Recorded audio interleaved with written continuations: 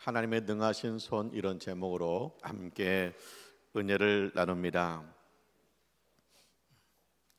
지난주에 부흥회했죠. 많은 교인들이 은혜를 받았습니다. 교인들 중에는 부흥회를 통해서 기도가 열리고 은혜를 회복하는 경우가 많이 있죠. 또 어떤 교인들은 저는요, 성경 공부가 좋아요, 부흥회는 제 스타일이 아닌 것 같아요, 그런 분들도 계셔요. 그래서 교회는 수요 예배일 때 성경 공부하고 금요 심야 기도 때 부흥회처럼 부르짖어 기도하는 겁니다. 우리가 부흥회 때 기도가 회복되었습니다. 내가 성경 공부를 통해서 성경의 세계가 열렸습니다. 우리는 서로 존중하고 합력해서 선을 이루어야 될 줄 믿습니다. 이번에 부흥회 강사님이 그 간증한 내용 중에 은혜가 되는 내용이 있어요. 이분이 교회를 개척했습니다. 그래서 교회 일로 바쁘죠. 아들 하나 딸 하나 있는데 제대로 돌보지를 못했다는 거예요. 그랬더니 아들은 게임 중독에 빠졌어요. 딸은 교회를 안 나와요. 아니, 목사님 딸이 교회를 안 나오니까 목사님이 얼마나 힘들겠어요. 왜 안 나오냐 그랬더니 목사 딸 하면서 나한테 너무나 지적을 많이 해야 한다. 나 그거 괴롭다. 그리고 또 목사님이 말 안 듣는다고 자꾸만 혼내고 때리니까 반발심이 생겨가지고 나 교회 안 나옵니다. 교회 가더라도 친구 교회 갑니다. 그런다는 거예요.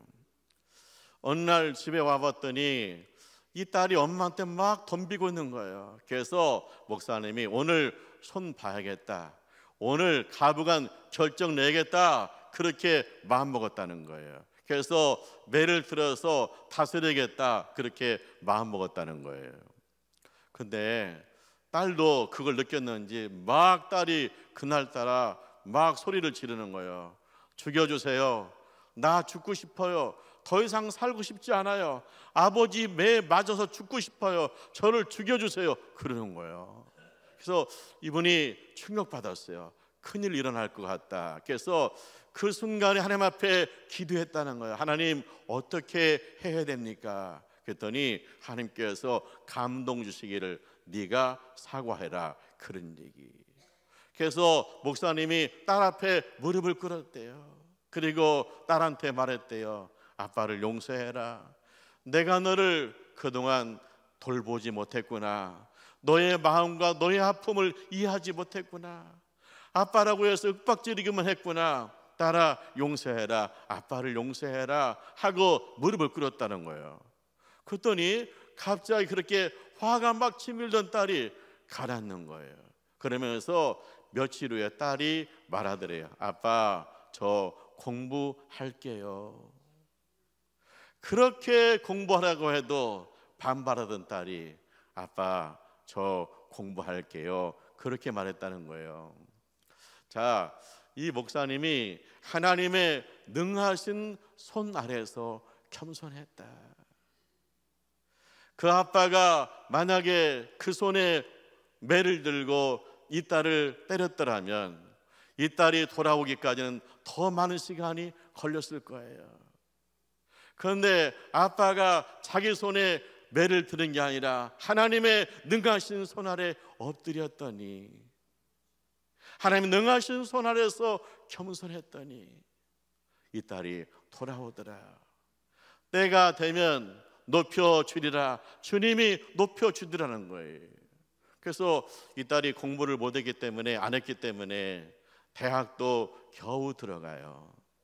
대학도 6년 만에 졸업해요.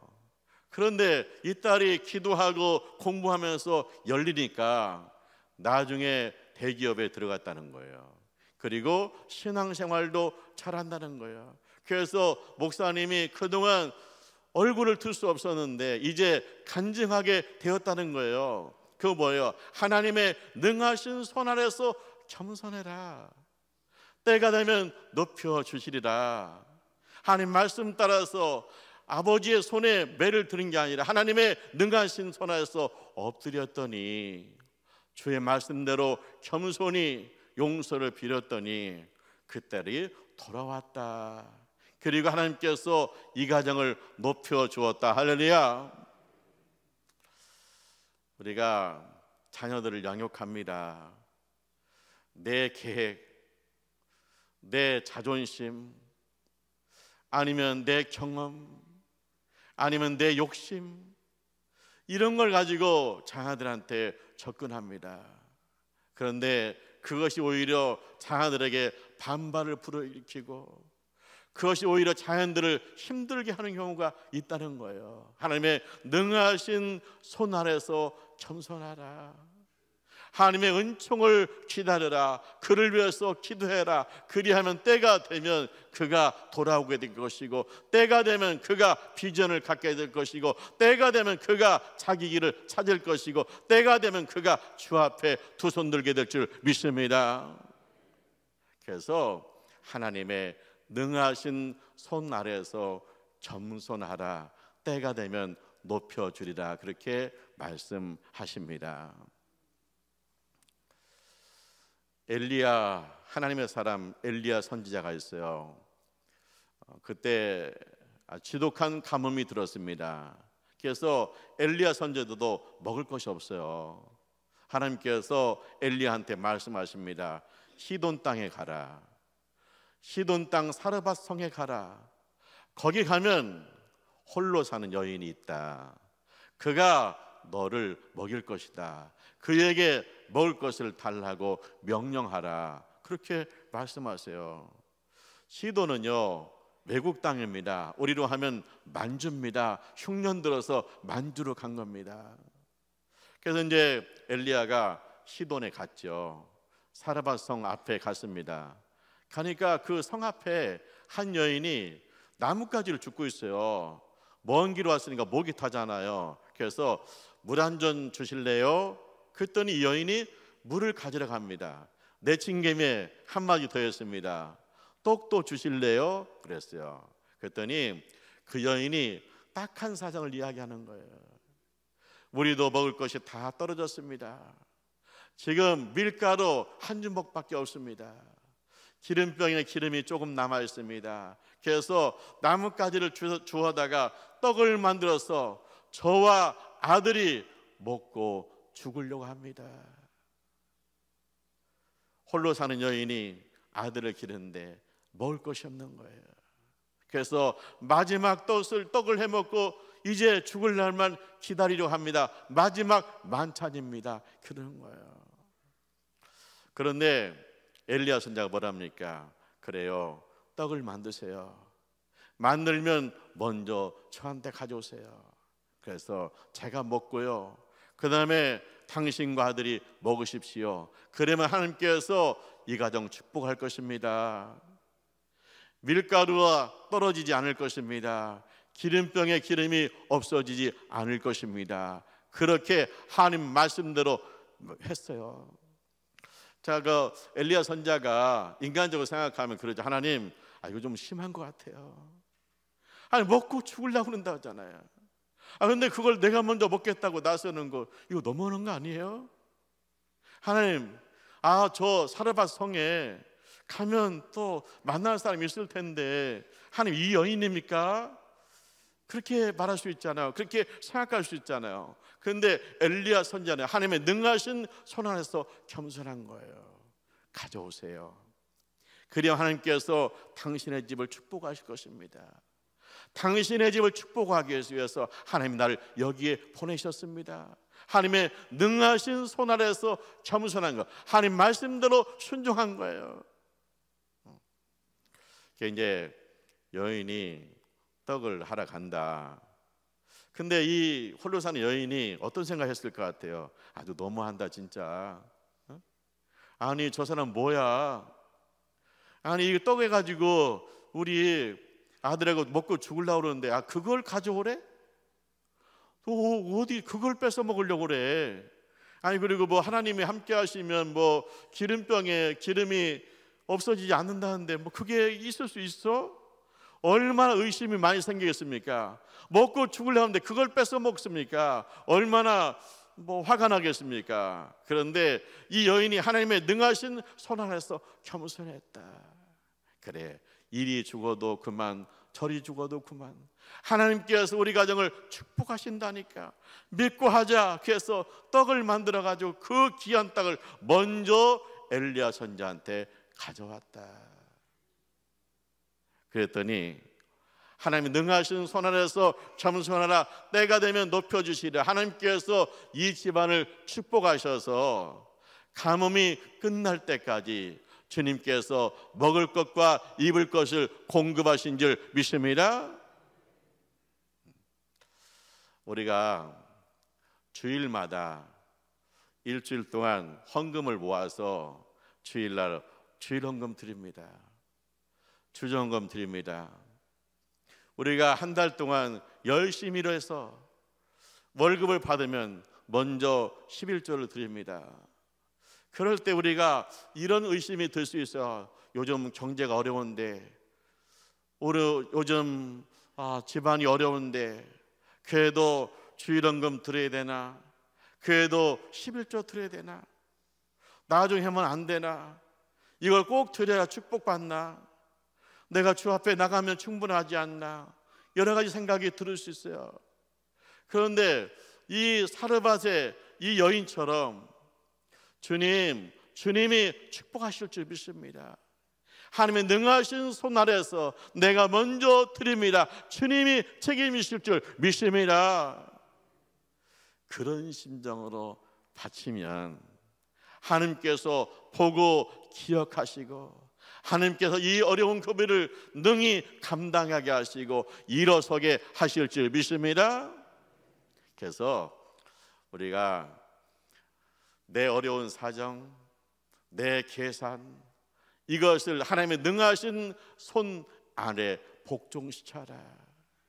하나님의 능하신 손 안에서 겸손하라. 그리하면 하나님께서 높여 주실 줄 믿습니다. 아람 나라에 나만 장군 있죠? 전쟁 영웅입니다. 아람 나라 2인자입니다. 왕 1인자, 나만 장군이 2인자입니다.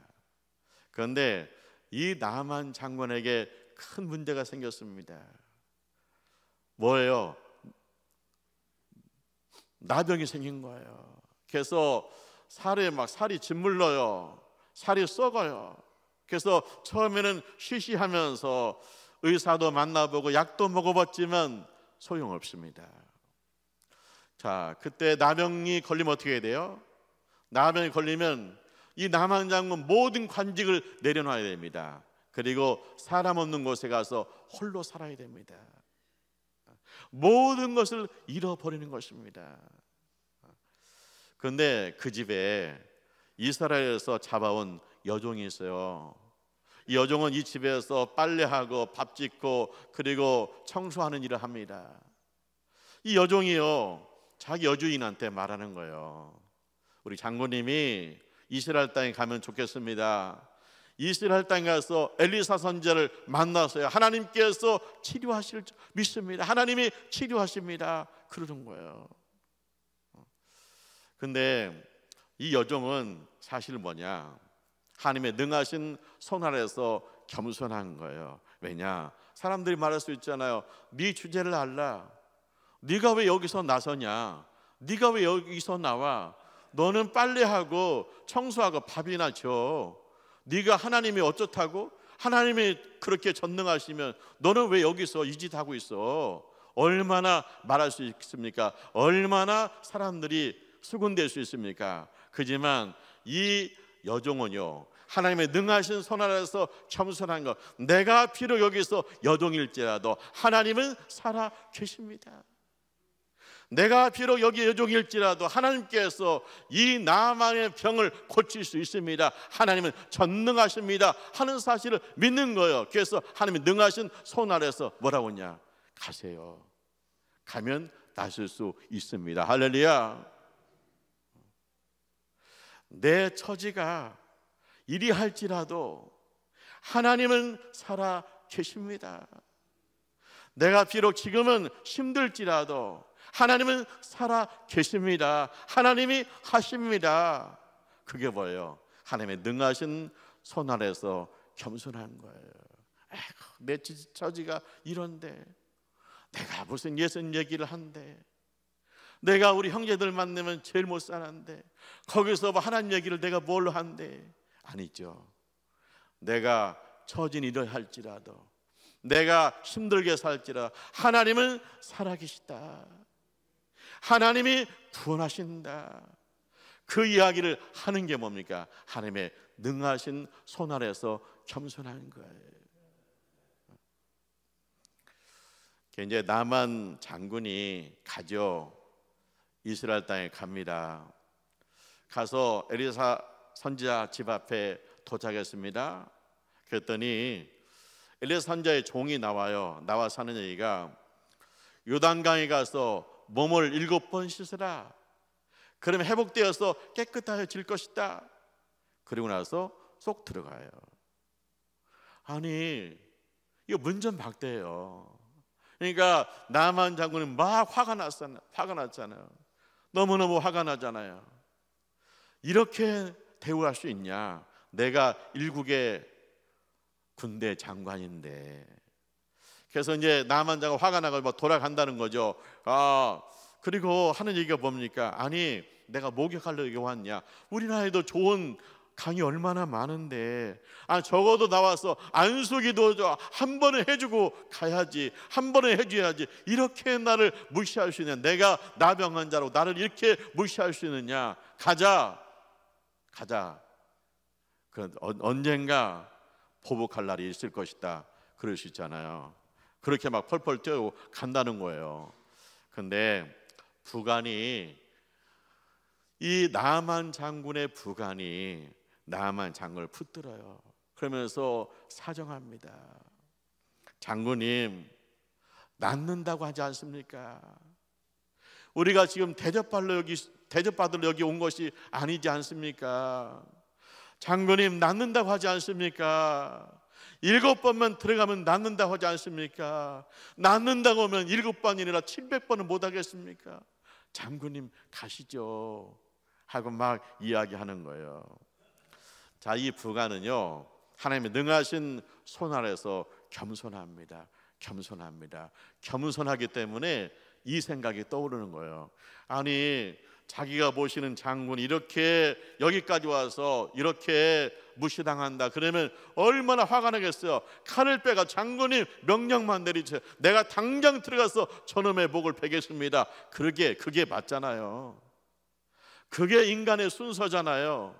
그런데 이 부관은 하나님의 능하신 손 아래서 겸손하다. 하나님이 7번 들어갔다 나오면 낫는다고 하지 않습니까? 하나님 말씀을 붙들고 있어.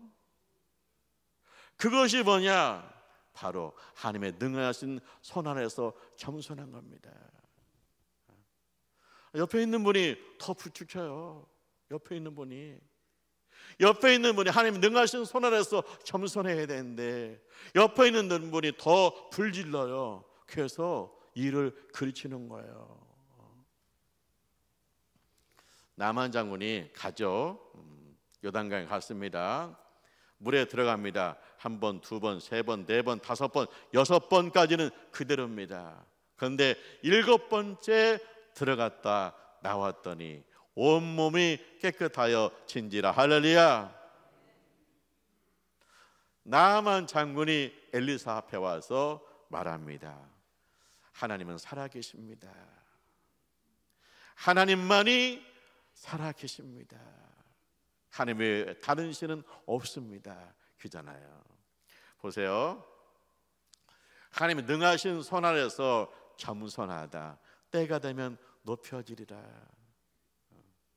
나만 장군이 자기가 가지고 있는 모든 것 내려놓고 주님의 능하신 손 아래서 순종해가지고 겸손해가지고 물속에 들어갔다 나오고 물속에 들어갔다 나와요. 그랬더니 하나님께서 높여주시잖아요.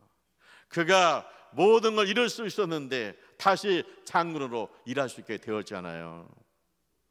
부감 보세요. 부감, 하나님의 능하신 손 아래서 겸손하잖아요. 그랬더니 어떻게 해요? 이 부감이 장군의 후계자가 되잖아요. 여정을 보세요. 하나님 능하신 손 아래서 겸손하잖아. 내 처제가 일할지다 하나님은 살아계십니다. 가면 닿습니다. 이제는요 여종이 아니에요. 장군이 돌아왔을 때 이 여종은 그 집의 딸이 되는 거예요. 하나님의 능하신 손 아래서 겸손해라. 때가 되면 높여 주시리라. 할렐루야. 사랑하는 하나님의 가족 여러분, 하나님의 능하신 손입니다. 강사 목사님이 자기 손에 매를 들고 때렸으면 그 딸은 더 오래 있어야 돌아와요. 하나님의 능하신 손에서 겸손할 때 그 딸이 돌아왔다는 거예요.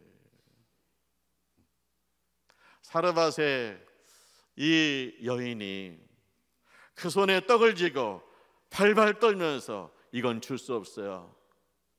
우리가 마지막 먹고 죽을 거예요 하고 그 떡을 붙들었더라면 그 가뭄에 그 엄마와 아들은 어떻게 살았겠습니까?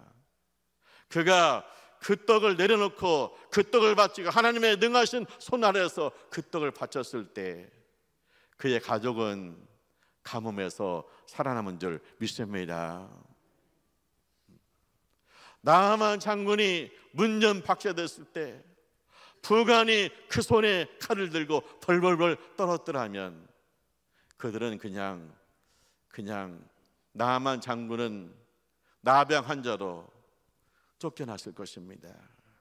근데 그 칼을 내려놓고 하나님의 능하신 손 안에서 겸손할 때 회복되었다, 그런 얘기입니다.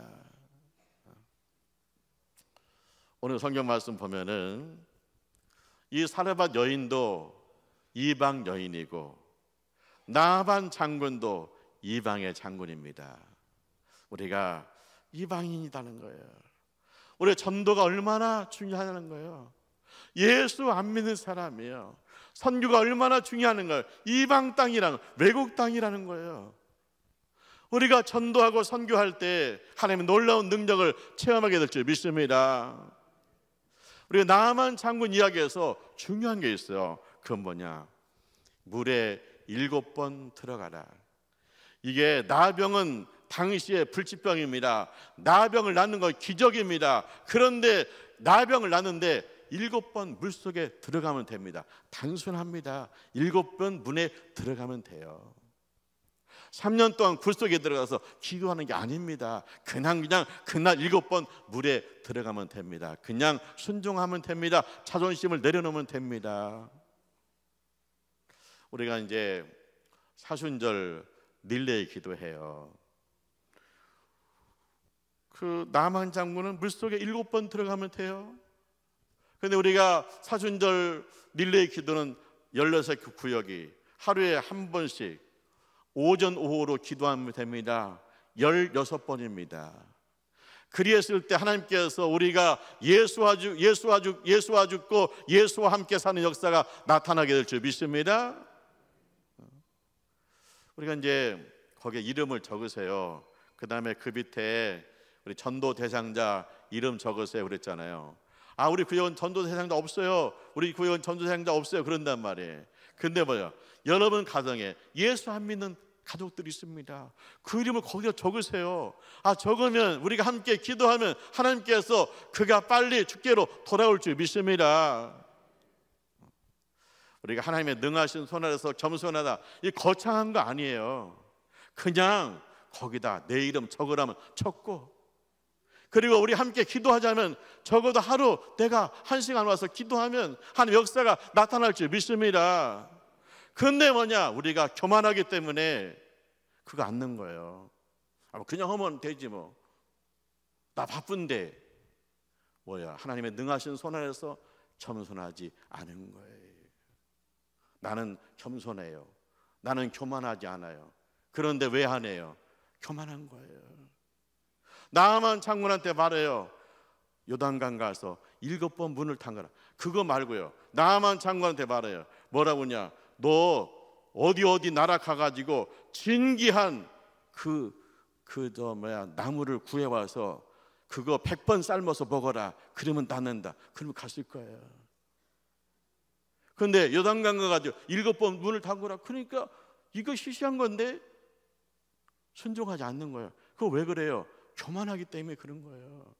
하나님 우리에게 단순한 걸 시키세요. 그냥 아멘하고 순종하면 주님의 능하신 손 아래에서 겸손하게 되면 주님이 때가 되면 높여주실 줄 믿습니다. 여러분의 기도에 응답하실 줄 믿습니다. 그래서 하나님의 능하신 손 안에서 겸손함으로 하나님의 축복을 누리시는 우리 교우들 되시기를 주님의 이름으로 축원합니다. 아멘. 기도하죠. 하나님 아버지 감사합니다. 저희에게 은혜 주심을 감사합니다. 주님의 평강으로 역사하여 주옵소서. 하나님의 능하신 손 아래에서 겸손하게 주옵소서. 주님이 높여 주실 줄 믿습니다. 나 홀로 해결할 수 없는 많은 문제들이 우리 가운데 있습니다. 주님의 능하신 손 아래에서 겸손히 순종하기 원합니다. 주님이 해결하고 풀어 주시옵소서. 그래서 우리가 때마다 일마다 늘 주님의 능하신 손 아래 있게 하여 주시옵소서. 이 혼란한 세상 세파 속에 우리를 내어두지 말고 주님의 능하신 손 아래 있게 하여 주시옵소서. 예수님의 이름으로 기도합니다. 아멘.